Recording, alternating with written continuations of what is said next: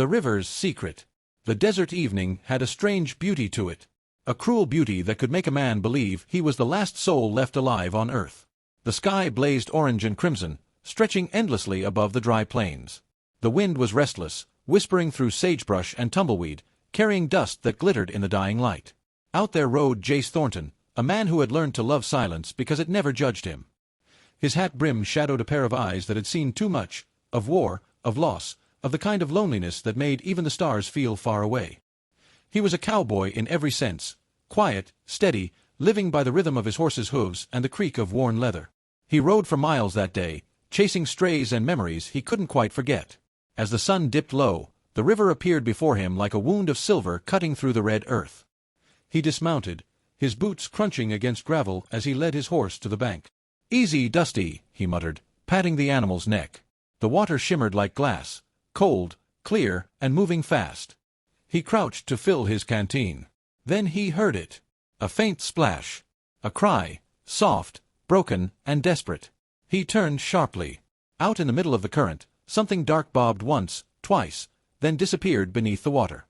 Without a second thought, Jace threw his hat aside, tore off his gun belt, and plunged into the river. The shock of the cold hit him like a punch to the chest. He fought the current, muscles burning, heart hammering as he pushed toward the spot he'd seen her last. His eyes scanned the swirling depths until, there, a hand, pale and limp, brushed the surface before vanishing again. Jace Dove. The world turned silent except for the roar in his ears.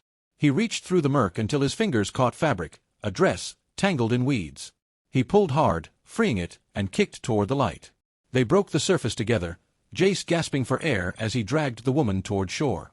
She was small, fragile, her dark hair plastered to her face. When he laid her on the sand, her skin was cold, her lips blue. "Come on, sweetheart," he rasped, pressing his fingers to her neck. Nothing. No pulse. He swallowed, jaw tight. Then instinct took over. He tilted her head, brushed her wet hair aside, and sealed his mouth over hers. One breath. Phew. Then he pressed his palms to her chest, counting under his breath, forcing the rhythm of life back into her still body. "Don't you die on me now. Not after I found you." The desert wind howled through the cottonwoods as if urging him on. Again, he breathed for her. Again and again. Then suddenly, she coughed. Water burst from her lips. Her body arched in shock, drawing in air like she'd never breathed before. Jace froze, relief flooding through him as her eyes fluttered open, deep brown, wide with confusion and fear. "It's all right," he said softly. "You're safe now." But the moment their gazes locked, he felt something strange, a current stronger than the river itself. Her eyes, though frightened, held a depth he couldn't look away from. She blinked, her voice barely a whisper. "Who are you?" "Name's Jace Thornton. You were drownin'. I pulled you out." She tried to sit up but groaned, her body trembling. "You touched me." Jace frowned, confused. "I did what I had to." "You weren't breathin'." Her gaze darkened with something like dread. "You gave me your breath." He hesitated. "Yeah." For a long moment, she was silent. Then she whispered, "In my people's ways, that means our spirits are bound. You have tied your life to mine." Jace stared at her, unsure if she was delirious or serious. "Didn't mean no harm, ma'am. Just tryin' to keep you alive." Her head turned slightly, and that's when he saw the beaded earrings, the feather woven into her braid, and the paint faintly smudged across her cheek. She wasn't just any woman. She was Apache. He'd heard the stories, some cruel, some kind. Cowboys and settlers rarely mixed with the tribes, not out of hatred always, but out of fear and misunderstanding. Now here he was, kneeling beside one, having shared something sacred without knowing it. He cleared his throat. "You got a name?" "Naeli," she whispered. "Daughter of Tohani, healer of the southern hills." He nodded slowly. "Well, Naeli, let's get you warm before that river chill takes you." Jace gathered dry wood and sparked a fire. The flames crackled, throwing amber light over her damp figure. She sat wrapped in his old wool blanket, watching him cautiously. Every few minutes, her gaze flicked to him, as if studying a man she couldn't decide to trust or fear. He brewed coffee and handed her a tin cup. She didn't take it. "My people do not drink your black water," she said. He smirked faintly. "Fair enough. But it'll warm you faster than prayers." Her lips twitched, almost a smile, but faded quickly. "If I return now, they will say I have lost my purity." "That I am bound to a white man. Jace looked into the fire, unsure what to say. He'd never been one for talk, especially about things that cut deep. But something in her voice, a tremor of sorrow, made him speak softer than he meant to.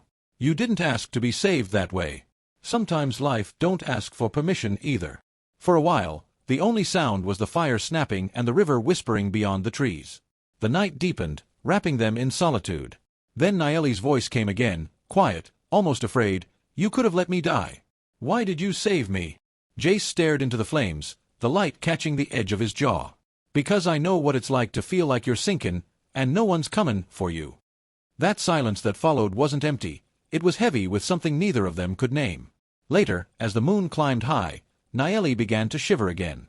Her ankle was swollen from where the river rocks had bruised her. Jace found a dry cloth, tore it into strips, and wrapped it around her foot gently. She flinched at his touch but didn't pull away.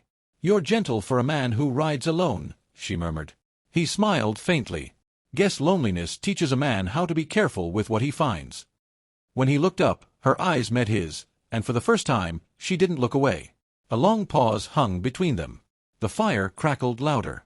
Somewhere, a coyote cried in the distance. Then she whispered, My father says every soul breathes from the Creator's flame.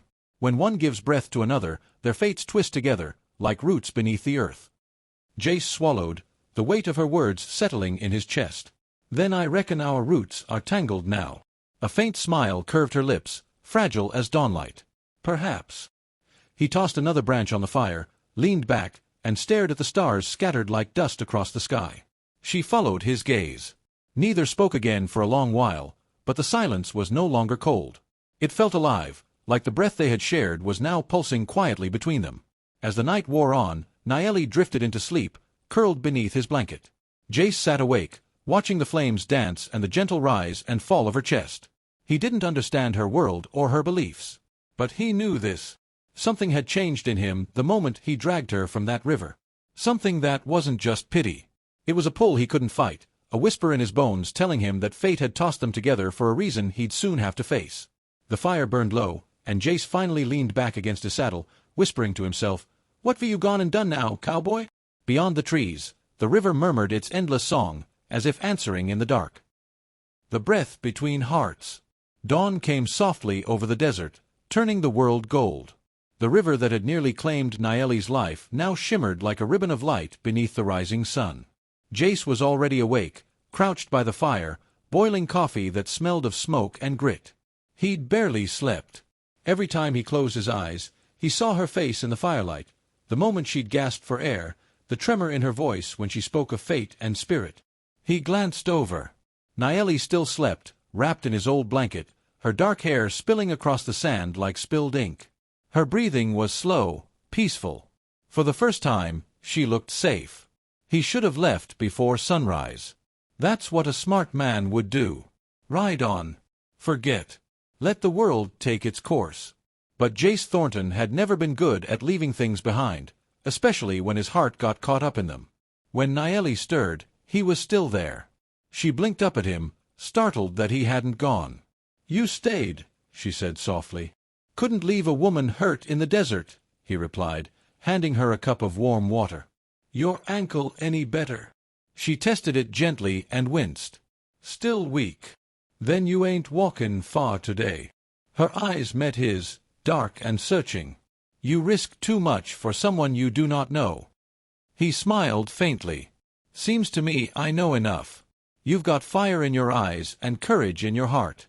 That's worth standin' by. For a heartbeat, her breath caught.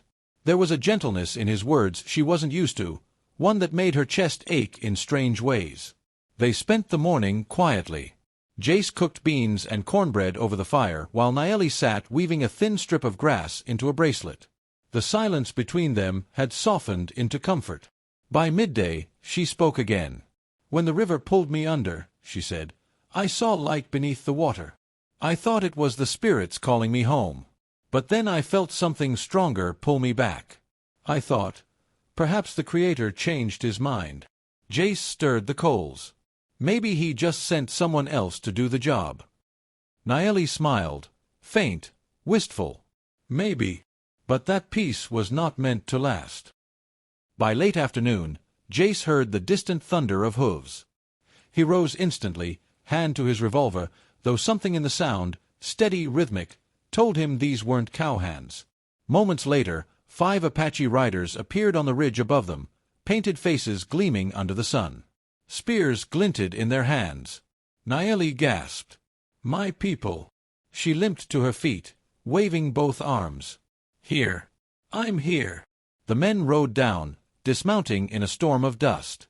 Their leader, tall and sharp-eyed, looked at her with disbelief and anger. "Naeli, we thought you dead," he said in Apache, then turned his glare on Jace. "And you, white man, what have you done to her?" Naeli stepped forward quickly. "He saved me, Koa. The river." "He touched you," her cousin interrupted, his voice low and dangerous.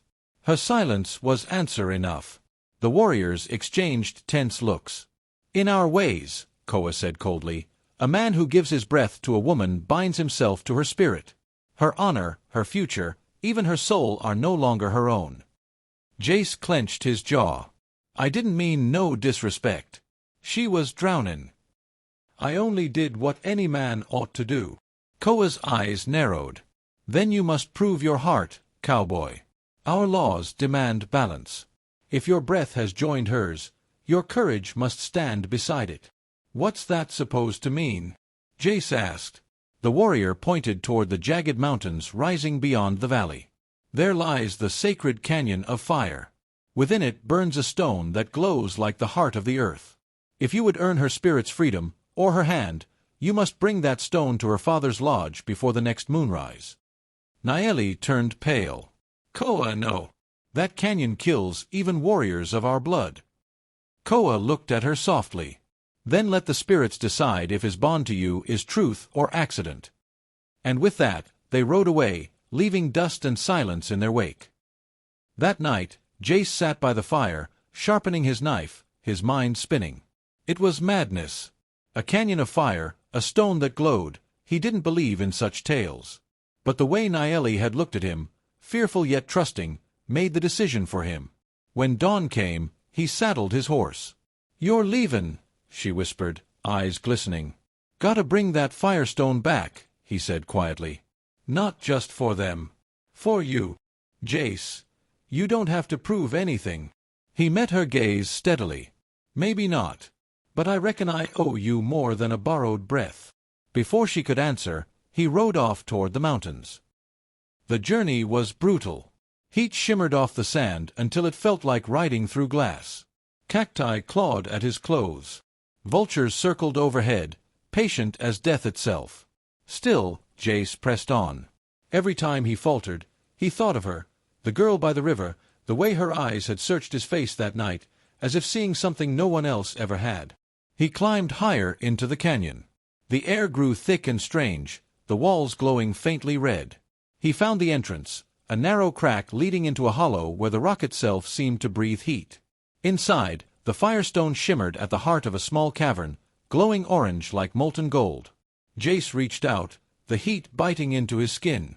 He wrapped it in a scrap of cloth, gritting his teeth as the fabric scorched his fingers. "Guess you're worth a few burns, darlin'," he muttered with a faint grin. By the time he staggered back down the canyon, the sun was bleeding into dusk. His horse waited at the base, restless, as if sensing his pain. Jace mounted, swaying from exhaustion, and began the long ride back. When Naeli saw him return at moonrise, her heart stopped. He was dust-covered, bleeding from his palms, and half delirious with heat.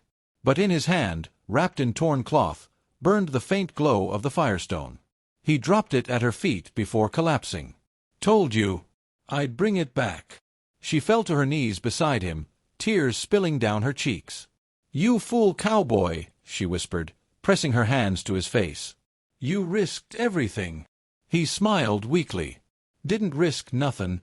I wasn't already ready to lose."